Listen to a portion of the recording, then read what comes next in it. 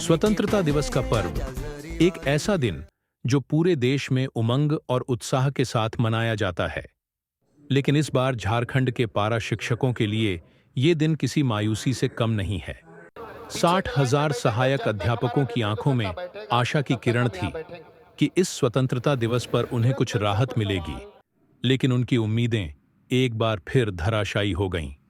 शिक्षा मंत्री बैजनाथ राम के साथ हुई बातचीत से क्या निकलकर आया और क्यों पारा शिक्षकों ने सरकार के प्रस्ताव को ठुकरा दिया, यही जानेंगे आज के इस वीडियो में। चर्चा हो रही है, बहुत सारे विषयों पर सहमति बन गई है, कुछ एक विषय पर सहमति बननी बाकी है। झारखंड के पारा शिक्षकों की मांगें पिछले कई महीनों से सरकार के समक्ष रखी जा रही हैं, लेकिन हर बार उन्हें निराशा ही हाथ लगी है। पारा शिक्षकों ने अपनी मांगों को लेकर कई बार प्रदर्शन भी किया, लेकिन अब तक उनकी सुनवाई नहीं हो सकी है। पारा शिक्षकों को उम्मीद थी कि स्वतंत्रता दिवस के इस खास मौके पर सरकार उनके लिए कोई खुशखबरी लेकर आएगी, लेकिन मंत्री जी ने सिर्फ 2,000 रुपये मानदेय बढ़ाने का प्रस्ताव रखा। चर्चा हो रही है, बहुत सारे विषयों पर सहमति बन गई है, कुछ एक विषय पर सहमति बननी बाकी है। सरकार पॉजिटिव है और हम चाहते हैं कि हमारे राज्य के जो भी कर्मी हैं वो सरकार की स्थिति को समझते हुए हम जो उन्हें दे रहे हैं, एक कार्यकाल में हम लोगों ने पारा शिक्षक को बहुत कुछ दिया है। पहले भी हमने पारा शिक्षक को बहुत कुछ दिया था। आज पारा शिक्षक से जो सीधे शिक्षक बन रहे हैं, परमानेंट शिक्षक बन रहे हैं, वो मेरी देन थी कि 50% आरक्षण हमने दिया था नियुक्तियों में। और अभी इस टेन्योर में भी हम लोगों ने 50% एक मुश्त बढ़ोतरी दिया है, 4% का बोनस इनको प्रत्येक वर्ष मिल रहा है और अभी मानदेय में थोड़ी हम वृद्धि करने जा रहे हैं।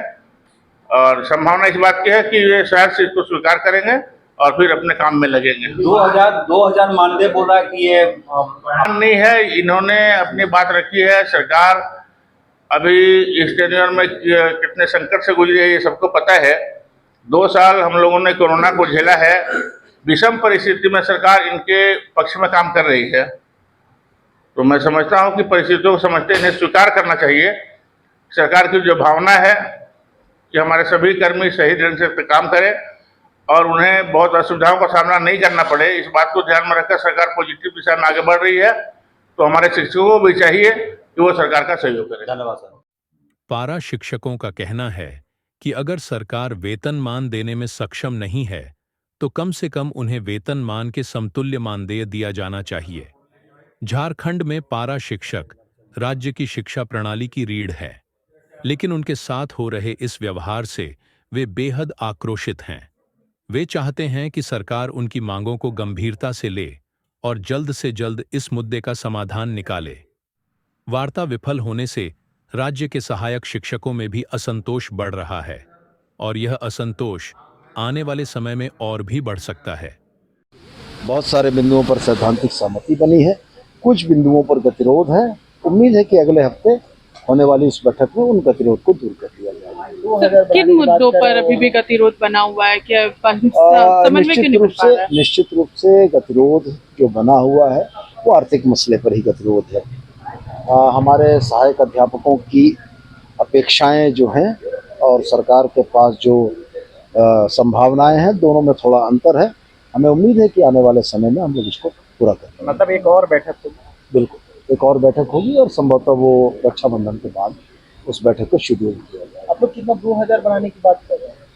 ये सहायक अध्यापक संवर्ग के लोग इसको स्पष्ट करेंगे। मैं इतना ही कहूँगा कि सरकार की तरफ से जो प्रस्ताव गया उसमें पूर्णतः सहमति नहीं हुई, इसलिए अगली बैठक संभावित है। ठीक है। यह थी झारखंड के पारा शिक्षकों और शिक्षा मंत्री के बीच हुई ताज़ा वार्ता की पूरी जानकारी। अगर आपको यह वीडियो जानकारीपूर्ण लगा हो तो इसे लाइक और शेयर जरूर करें। हमारे चैनल को सब्सक्राइब करना न भूलें ताकि आप तक पहुंचती रहें ऐसी ही और खबरें। हमें कमेंट करके बताएं कि आप इस मुद्दे पर क्या सोचते हैं। हम आपके विचारों को जरूर जानना चाहेंगे। धन्यवाद।